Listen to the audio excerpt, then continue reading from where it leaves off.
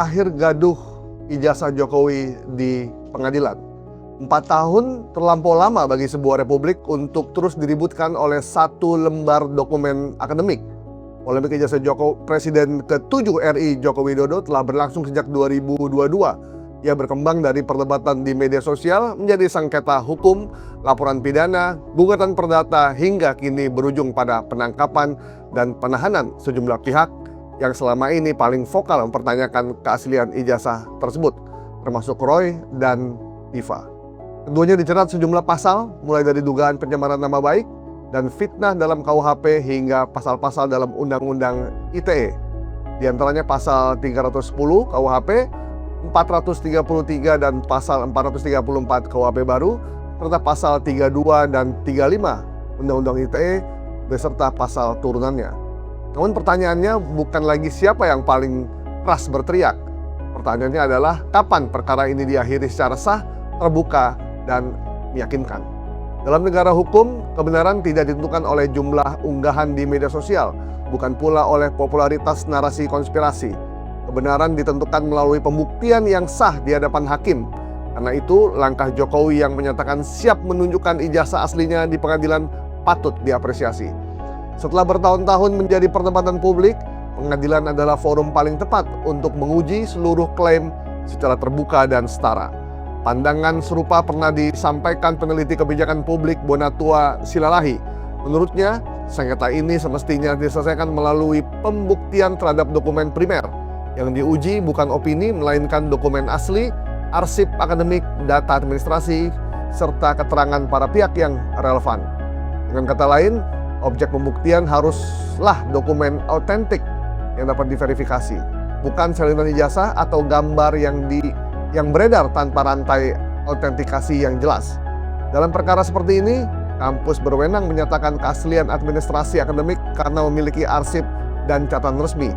Ahli forensik dokumen berwenang menguji autentisitas fisik dokumen.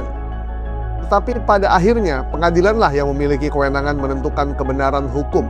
Karena itu, jika polemik ijazah Jokowi ingin diakhiri secara final, ruang sidang adalah tempatnya, bukan media sosial. Namun ada pelajaran yang lebih besar daripada sekedar sengketa antara Jokowi dan para penuduhnya. Dari perspektif tata kelola publik, polemik ini menunjukkan adanya kelemahan administrasi negara yang tidak boleh diulang. Ketika Jokowi maju sebagai wali kota Solo, pemilihan gubernur DKI Jakarta hingga presiden, publik tidak pernah melihat proses verifikasi dokumen pendidikan yang dilakukan secara terbuka dan meyakinkan. Mungkin proses itu telah dilakukan oleh penyelenggara pemilu, tapi tidak pernah terdokumentasi secara transparan sehingga mampu menutup ruang keraguan di kemudian hari. Padahal di banyak negara demokrasi, dokumen pendidikan calon pejabat publik diverifikasi secara ketat dan terdokumentasi dengan baik. Tujuannya bukan sekedar memenuhi syarat administratif, melainkan membangun kepercayaan publik terhadap proses demokrasi. Akibatnya, setelah puluhan tahun berlalu, satu dokumen yang seharusnya sudah selesai diverifikasi justru menjadi sumber kegaduhan nasional selama bertahun-tahun. Karena itu, kasus ini harus menjadi momentum evaluasi bagi penyelenggara pemilu. Ke depan, verifikasi dokumen tidak boleh lagi menjadi formalitas administratif. Semua calon pejabat publik, mulai dari anggota DPRD, DPR, Bupati, Wali Kota, Gubernur, hingga Presiden, harus melalui proses verifikasi yang lebih ketat, terdokumentasi, dan dapat diaudit. Negara tidak boleh lagi memberi ruang bagi munculnya polemik serupa. Di sisi lain, proses hukum yang kini berjalan juga harus steril dari intervensi politik. Penangkapan Roy dan juga Tifa oleh Polda Metro Jaya tidak boleh dijalankan sebagai kemenangan politik satu kubu atas kubu yang lain. Negara harus memberi ruang yang sama kepada pihak yang menuduh maupun pihak yang dituduh untuk membuktikan dalilnya di pengadilan. Jangan sampai muncul kesan bahwa kritik dibungkam melalui kriminalisasi. Namun jangan pula ada yang pembiaran terhadap tuduhan-tuduhan yang tidak dapat dibuktikan. Hakim harus punya keberanian menjadikan proses hukum sebagai jalan terakhir memutus polemik yang tidak produktif ini. Antara lain dengan meminta Jokowi memperlihatkan ijazahnya di hadapan persidangan. Republik ini menghadapi terlampau banyak persoalan besar untuk terus disandra oleh perdebatan yang tak kunjung selesai. Sidang pengadilan yang terbuka, transparan, dan independen adalah kesempatan terbaik untuk menutup polemik ini dan untuk selamanya. Sudah waktunya perkara ini keluar dari ruang gaduh media sosial dan masuk sepenuhnya ke ruang hukum. Di sanalah bukti diuji, di sanalah keadilan dicari, dan di sanalah semestinya polemik ijazah Jokowi diakhiri.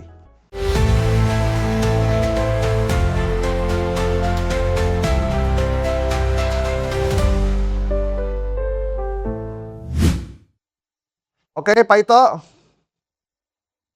Ya, selamat sore.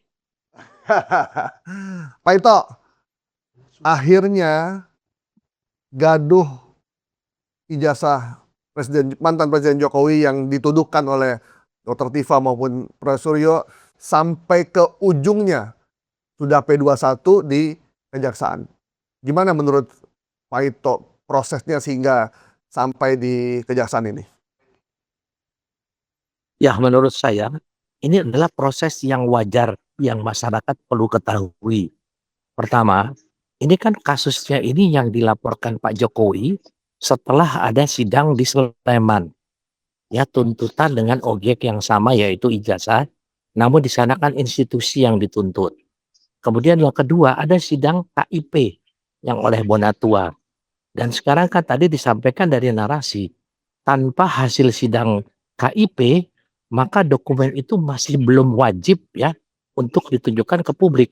Kan kemarin hasil sidang itu merupakan satu keputusan bahwa setiap dokumen yang harus diverifikasi itu wajib disampaikan ke publik. Tapi itu kan baru keputusan sidang KIP.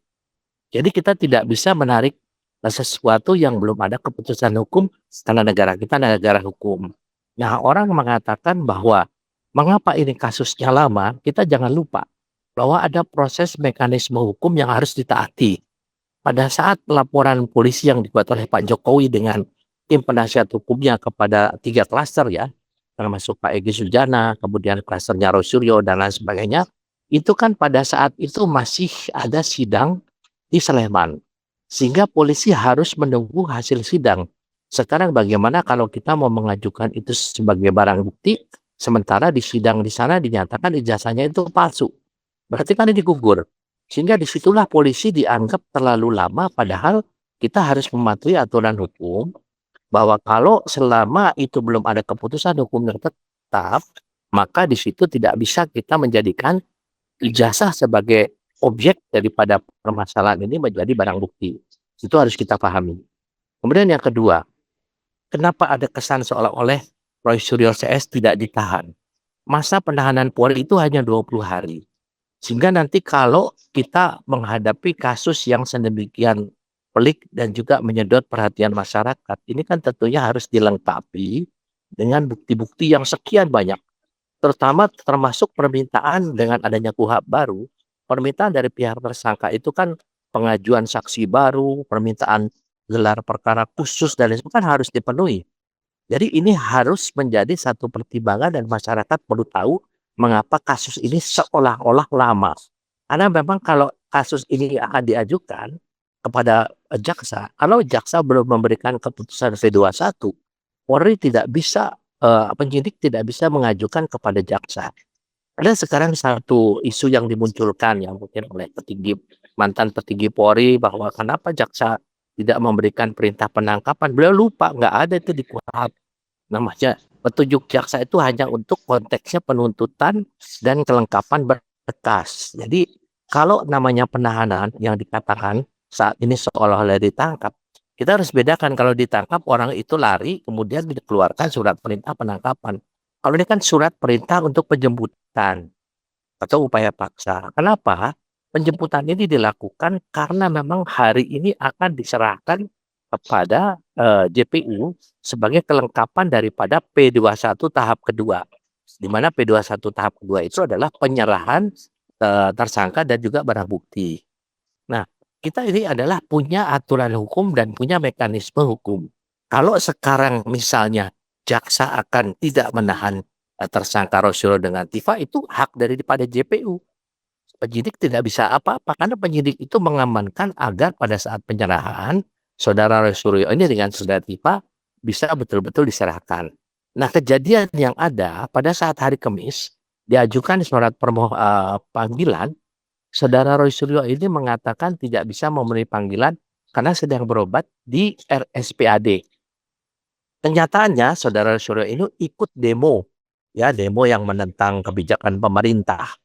Nah itu kan sebetulnya masyarakat juga perlu tahu ya, bagaimana itikat orangnya kalau memang mereka mau memenuhi aturan hukum yang berlaku. Jadi sekali lagi, sidang daripada Pengadilan Sleman yang akhirnya memutuskan bahwa saudara Gus Dur ya dan juga saudara Bambang Tri itu bersalah karena memang mengatakan ijazah itu palsu, sehingga di sana sementara hasil keputusan sidang mengatakan bahwa ijazah itu adalah ijazah yang asli. Namun kepolisian, penyidik tidak bisa mengatakan itu ijazah asli ataupun palsu karena kita bukan pengadilan. Penyidik hanya bisa menyampaikan hasil uji lapor. Ijazah itu otentik ya. Otentik itu bahwa kertasnya, tintanya, embusnya, fotonya dan lain sebagainya itu dibuat di bawah sumpah oleh ahli-ahli di forensik Polri. Kemudian setelah itu diserahkanlah kepada Polda Metro Jaya untuk sebagai barang bukti dan kemudian diteruskan kepada JPU. Nanti di pengadilan keyakinan ya, sekali lagi saya tekankan keyakinan hakim yang mengatakan bahwa ijazah itu asli berdasarkan bukti-bukti yang disampaikan oleh penyidik dan JPU, maka disitulah akan terbukti apakah unsur-unsur pidana yang disangkakan kepada saudara Roy Suryo dengan saudara Tifa itu memenuhi atau tidak. Kalau keyakinan hakim bahwa ijazah itu diragukan keasliannya, ya tentunya ini akan menjadi masalah, ini akan panjang ya, apalagi dikatakan hakim yakin ijazah itu adalah ijazah palsu. Nah, itu tentunya gugur dengan demikian. Dan di dalam aturan hukum, bagi pihak yang mengadukan itu wajib hadir. Jadi kesediaan Pak Jokowi nanti akan hadir di sana, itu tentunya akan menjadi sesuatu yang akan menjadi objek daripada pertanyaan baik daripada hakim maupun daripada pengacara ya, baik dari pengacara maupun jaksa. Nah, di sini kan sudah ada beberapa dari penasihat hukum daripada tersangka mengatakan mereka yakin 99,9% Pak Jokowi nggak akan hadir. Nah, kita harus bicara sekarang di sini antara opini dengan fakta. Kita lihat saja nanti faktanya bagaimana kan pada saat di pengadilan. Jadi saya sangat tertarik tadi narasi yang disampaikan itu adalah betul sekali, itulah narasinya. Hanya perlu ditambahkan bahwa pada saat yang bersangkutan itu dilakukan penjemputan ya, penjemputan itu adalah atas dasar unsur subjektif daripada penyidik. Unsur subjektif itu tidak disampaikan oleh saudara Refli Harun, oleh saudara Ugroseno dan juga pengacara yang lain. Yang tidak disampaikan adalah mengulangi perbuatan. Kan itu ada. Yang pertama dikhawatirkan melarikan diri, kemungkinan tidak. Yang kedua menghilangkan barang bukti sudah ada semua di penyidik.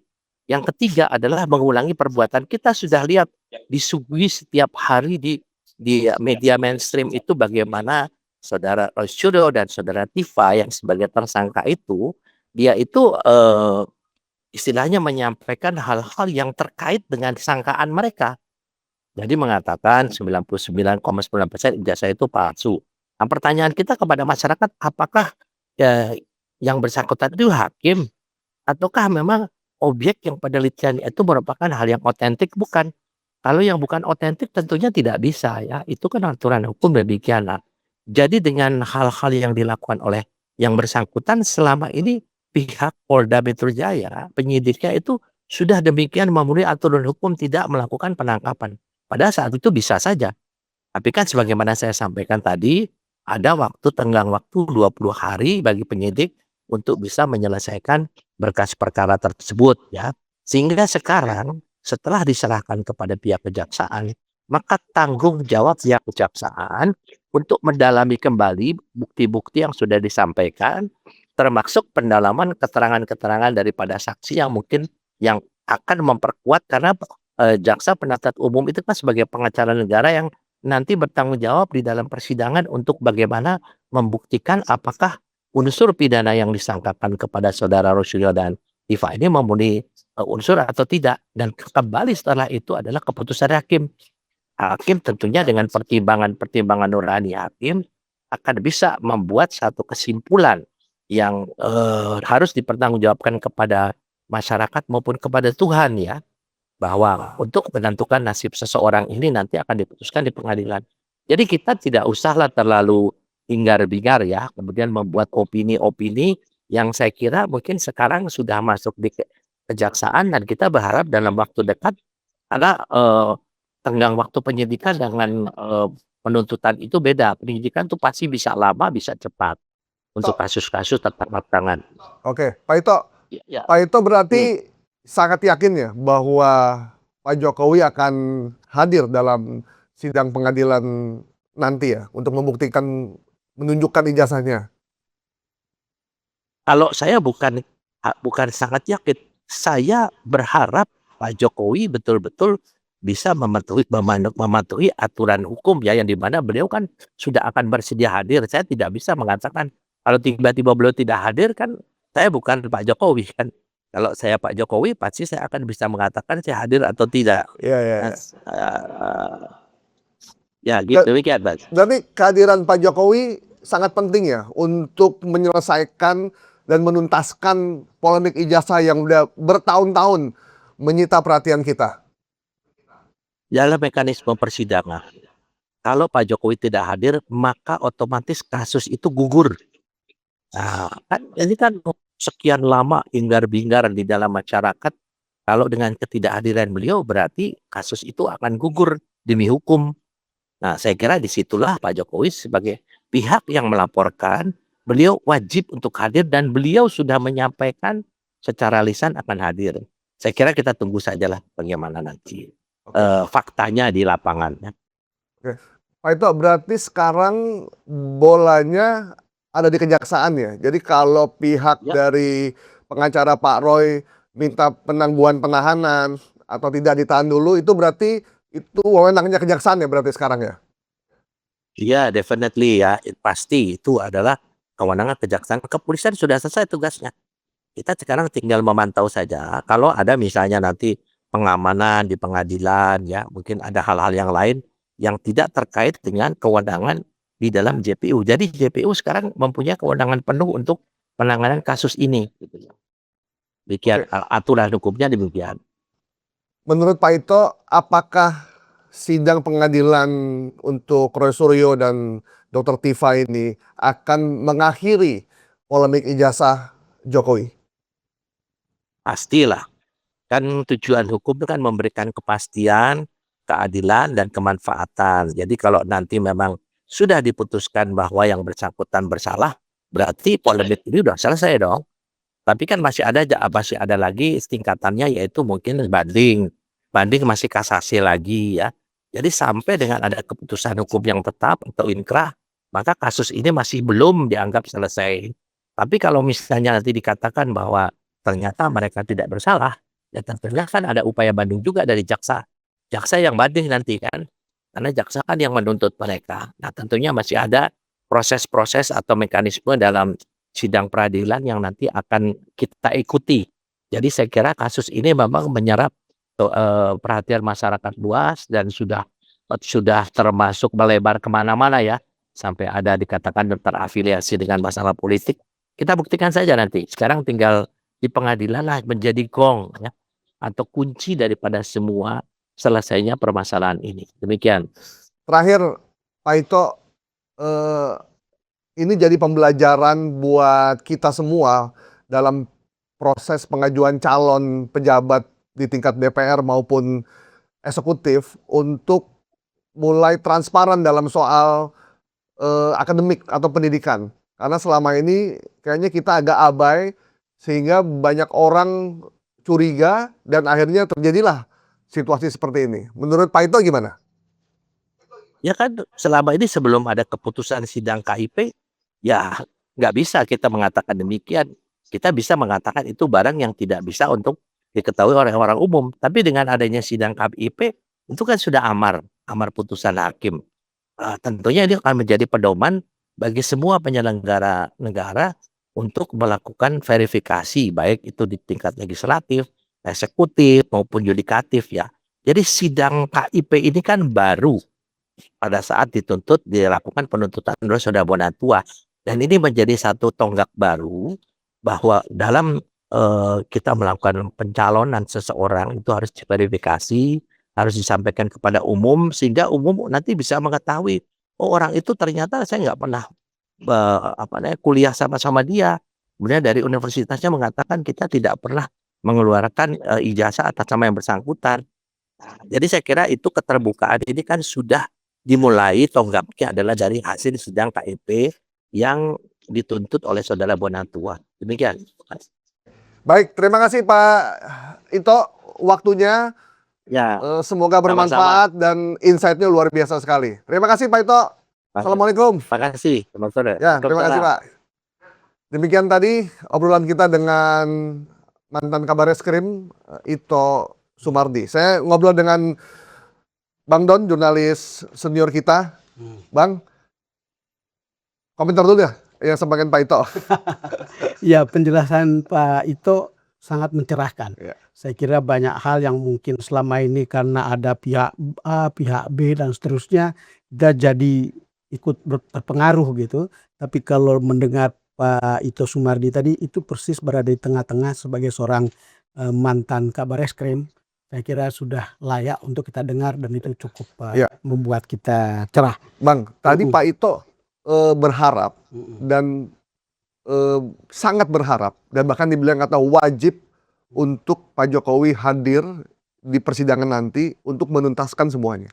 Kalau kita lihat statement Pak Jokowi di media, termasuk yang paling akhir, kita akan tahu dia akan menghadiri persidangan itu.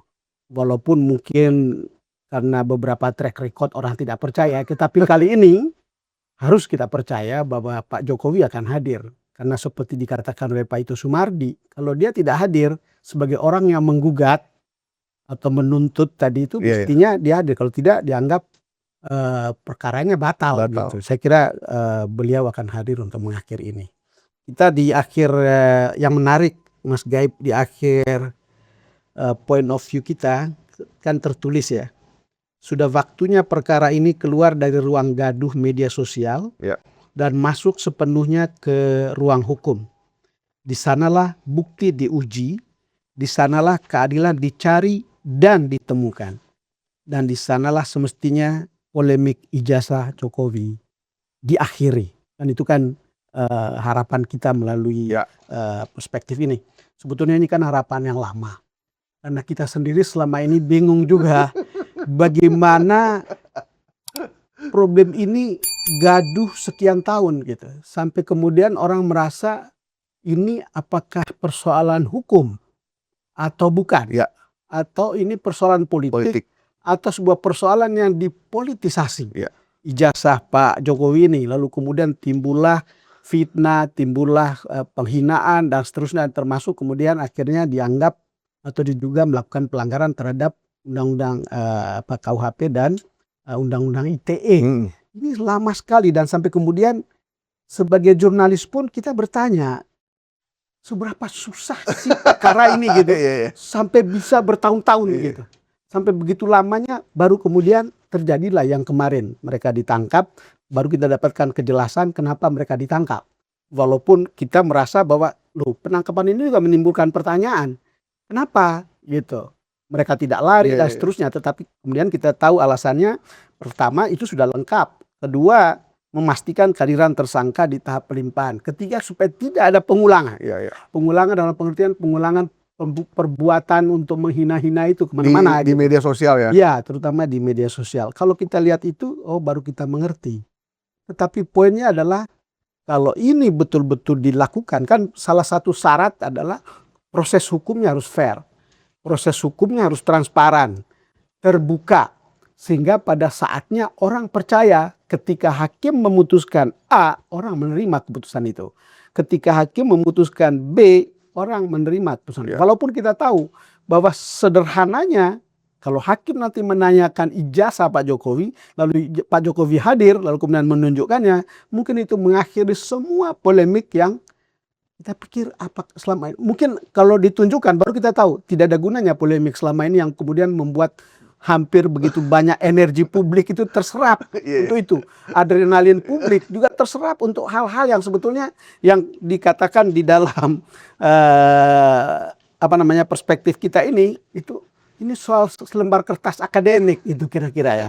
Gitu Mas. Ya, Tapi jelas kehadiran Pak Jokowi sangat penting.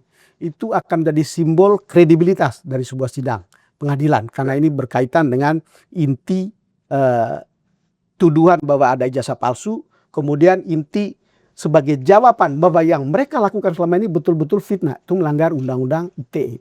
Hanya menunjukkan itu, menurut saya semua akan selesai. ya. Saya nggak habis percaya gitu bahwa bangsa ini bisa meributkan satu persoalan hanya selembar kertas yang diributkan bertahun-tahun. Iya. Sudah ada beberapa orang yang dipenjara, Iya. bahkan antar politisi saling curiga. Ada yang nuduh partai ini, dibohiri oleh ini, kelompoknya ini, hanya dari selembar kertas yang bahkan kita juga belum pernah melihat sama sekali. Ya itu sebabnya kita berharap pada persidangan ini. Kita berharap pada penyidikan lebih lanjut dari jaksa, lalu kemudian lakukan penuntutan di pengadilan, itu semua akan terlihat. Ya. Kan begitu. Walaupun penuntutan itu ya tentu dianggap bahwa mereka sudah punya bukti yang lebih dari cukup atau bukti yang cukup untuk meyakinkan pengadilan bahwa oh memang begini gitu. Ya kita lihat prosesnya karena kemudian kan Roy Suryo dan kawan-kawan atau Dr. Tifa tentu juga punya alasan. Ya. Selama ini kan alasannya mereka punya dokumen. Walaupun di beberapa kesempatan saya pernah mencurigai jangan-jangan dokumennya dipakai, ada dokumen yang tidak asli. Iya. Kira-kira gitu. Berdasarkan dokumen tidak asli lalu nuduh orang berbohong, nuduh orang menipu, nuduh orang lain sebagai melakukan kebohongan publik, apalagi seorang mantan presiden. Menurut saya itu juga tidak proper. Cuman kan nanti itu kan semua itu akan ada di pengadilan. Kita berharap kegaduhan apapun yang ada di luar itu menjadi terkristal di dalam ruang pengadilan. Apapun yang digaduhkan di luar, tapi kalau buktinya tidak seperti yang digaduhkan, sebetulnya kegaduhannya bisa lebih besar dari substansi yang sebenarnya. Gitu. Ya orang bilang boleh teriak-teriak, boleh gaduh-gaduh, tapi kalau you tidak punya bukti yang you taruh di atas meja, atau bukti yang you taruh di atas meja itu adalah bukti abal-abal, itu tidak ada gunanya. Gitu. Publik sebenarnya mulai agak kecewa ketika seorang Rismon Sianipar yang sudah melakukan penelitian secara mendalam, bahkan dia menerbitkan sebuah buku putih ijazah Jokowi, tiba-tiba mundur dan menyatakan bahwa semuanya adalah satu kesalahan besar. Sementara publik rela untuk membeli buku tersebut dan hampir sebagian orang percaya dengan apa yang disampaikan oleh Rismon sebagai seorang peneliti, tanda kutip ya, dan tiba-tiba dia seenaknya dia bilang itu semua salah dan saya memang minta maaf. Di situ publik udah mulai ini bercanda apa serius sih sebenarnya kasus ini untuk diungkap. Itu kan sangat dramatis sebetulnya. Saya juga termasuk orang yang merasa bahwa seolah-olah Rismon itu hebat sekali gitu. Ternyata kan dia cuma segitu. Cuma segitu. Saya mau ngomong nggak enak. Enggak, lalu balik kanan. Lalu kemudian saya nonton di podcast mana tuh dia ngomong begitu. Ya saya kemudian merasa bahwa ini sebetulnya ini ada urusan politik ini di belakang ini gitu. Jadi saya tidak mau kemudian ikut dalam urusan politisasi urusan ijazah ini. Apakah benar seperti itu perasaannya atau karena suatu hal yang lain kita nggak tahu. Tetapi itu adalah sebuah perubahan sikap yang sangat drastis. Kita dulu pikir justru Rismon adalah orang terdepan. Iya. Nyatanya seperti sekarang gitu. Tapi saya yakin juga kan tentu dia juga mengetahui apa yang dibuat oleh tim teman-temannya kayak Roy Suryo atau Dr. Tifa. Tentu karena selama mereka ikut itu dia bisa tahu mana kepalsuannya, mana kekuatannya, mana kekurangannya, lalu kemudian dia ngambil kesimpulan itu. Saya tidak salah kalau saya minta maaf Pak Jokowi. Mungkin ya karena kita tidak pernah ini. Cuma saya dengar begitu, saya selama ini merasa bahwa ini dipolitisasi. Ini saya merasa ikut dipolitisasi gitu. Saya nonton baru tadi dia membuat statement seperti itu. Benar atau tidak perasaan itu kita nggak tahu. Gitu. Tapi kan nanti kembali lagi dibuktikan di ruang sidang. Gitu. Tadi Pak Ito bilang bahwa pengadilan ini akan panjang. Akan ada saksi dari pihak Pak Jokowi, saksi dari pihaknya Refli Harun sebagai pengacara, ada saksi ahli juga akan dihadirkan, Dan ini mungkin akan berjalan sampai hampir 6 sampai setahun kali ya. Dan ini akan juga menyorot perhatian publik, khususnya nanti ketika Pak Jokowi hadir membawa kotak Pandora berupa ijazah. Sampai orang mengatakan jangan-jangan persidangan ini untuk mengalihkan perhatian. Atau banyak- banyak yang bilang bisa juga untuk menaikkan popularitas Pak Jokowi. Tapi kan Pak Jokowi udah nggak jadi presiden, Bang. Udah nggak maju lagi. Ya, tapi kan masih ada PSI. Tapi poinnya adalah jangan orang kemudian merasa ini menyedot perhatian lalu kemudian mengalihkan perhatian dari kasus-kasus MBG, mengalihkan perhatian dari kasus demo dan seterusnya. Ini cerita-cerita yang ada di luar dan you bisa Benar. baca di mana-mana begitu. Benar. Cuman apakah akan seperti itu?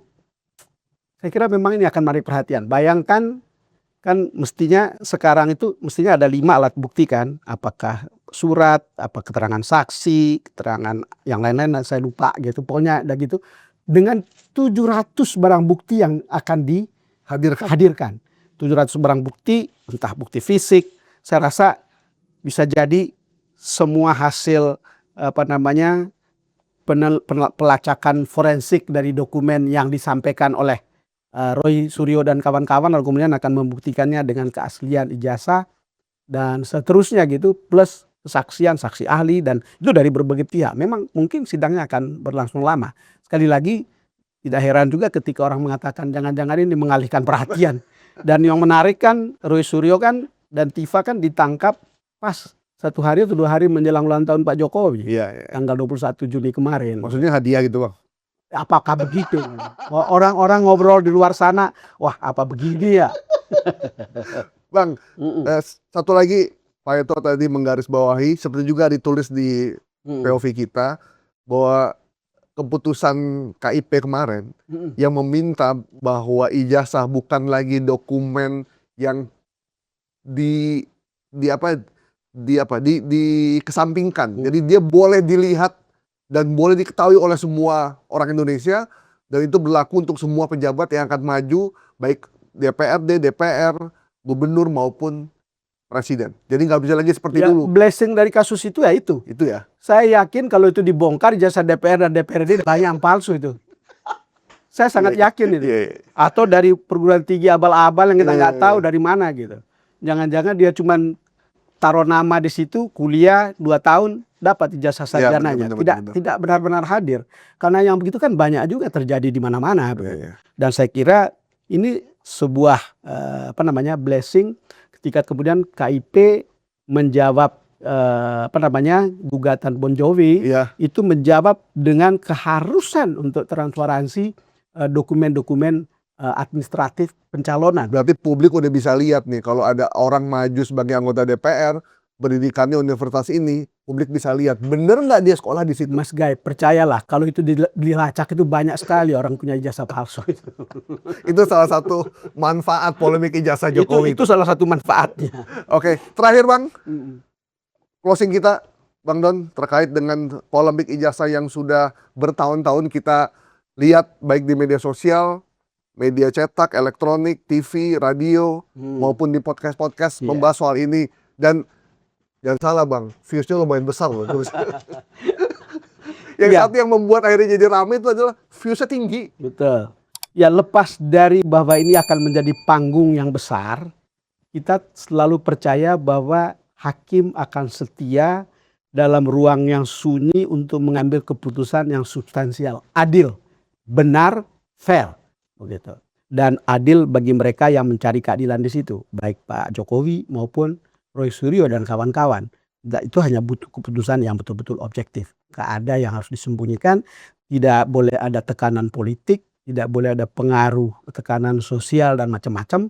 Mereka akan mengambil keputusan di jalan sunyi yang tenang karena mereka mengambil keputusan berdasarkan ketuhanan yang maha, supaya polemik ini diakhiri, supaya polemik ini betul-betul selesai dan tidak ada lagi pertanyaan yang tersisa di hati publik. Dan itu hanya hakim yang akan bisa memberikan jawaban tentang itu. Oke. Sampai jumpa di Tutur POV minggu depan. Bye-bye.